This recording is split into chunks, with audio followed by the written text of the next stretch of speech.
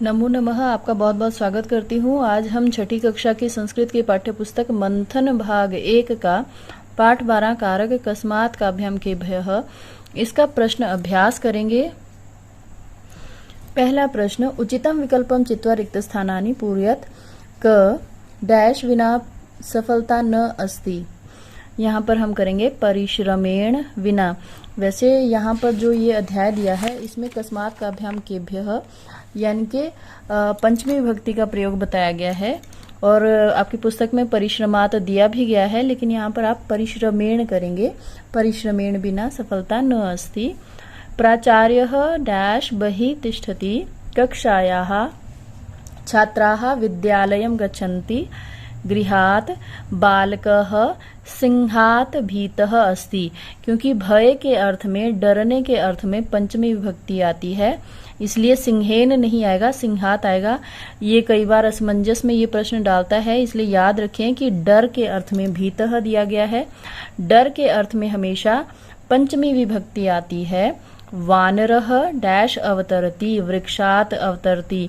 अब यहाँ पर वृक्षेण इसलिए नहीं हुआ क्योंकि वृक्षात, वृक्ष से वानर जो है अलग हो रहा है, पृथक हो रहा है, वृक्ष से वो नीचे उतर रहा है।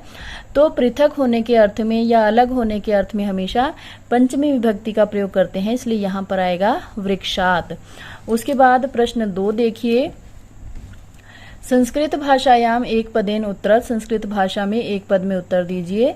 पत्राणि कस्मात् पतन्ति। यहाँ पर होगा वृक्षात। पत्र यानी कि पत्ते किससे गिरते हैं? वृक्ष से गिरते हैं।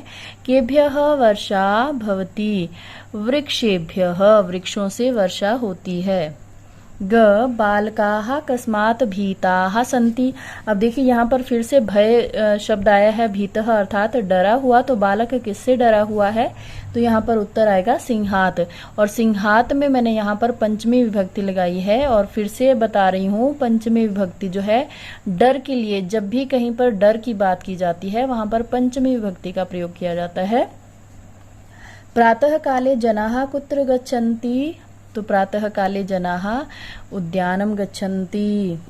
अम्बा कुतः प्रसादम आनयति। देवालयात। माता कहाँ से प्रसाद लेकर आती हैं? देवालयात मतलब मंदिर से। इस प्रश्न में एक और बात ध्यान दीजिए कि इस प्रश्न में सभी जो क, ख, ग और घ को छोड़कर अंग, यहाँ तक सब में पंचमी विभक्ति लगी है।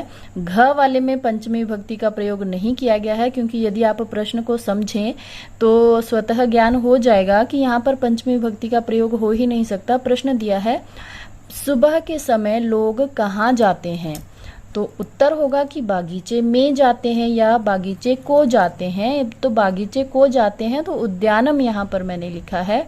यहाँ पर उद्यानात नहीं होगा। यदि पंचमी विभक्ति में ही सारे उत्तर देने होते तो उद्यानात आता, लेकिन प्रश्न कुछ और है, इसलिए यहाँ पर पंचमी विभक्ति का प्रयोग नहीं किया गया है।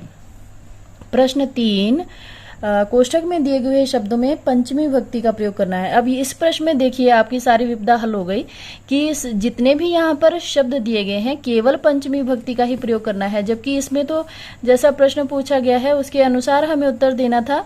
लेकिन यहाँ पर हमें केवल ये जो शब्द दिए गए हैं पंचमी विभक्ति का प्रयोग करना है। तो शिवेनः विद्यालयात् आगच्छति। शिवेन विद्यालय से आता है। यूयम आपणात् फलानि आनयत्। त्वम युवाम यूयम यानी कि तुम सब दुकान से फल लाओ। वृक्षात फलानि पतन्ति। वृक्ष से फल गिरते हैं।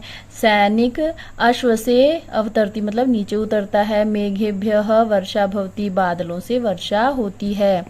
आगे है उचितम शब्देन रिक्त स्थानानि पूरयत। उचित शब्द से रिक्त स्थान की पूर्ति करें। बालक बालकात। बालकाभ्याम बालकेभ्यः। लता लतायाः लताभ्याम लताभ्यः। मित्र मित्रात् मित्राभ्याम मित्रेभ्यः। अश्व अश्वात् अश्वाभ्याम अश्वेभ्यः। किम कस्मात् काभ्याम केभ्यः। तत् तस्याः ताभ्याम ताभ्यः। तो इसके साथ ही अध्याय समाप्त होता है। वीडियो को अंत तक देखने के लिए आपका बहुत बहुत धन्यवाद।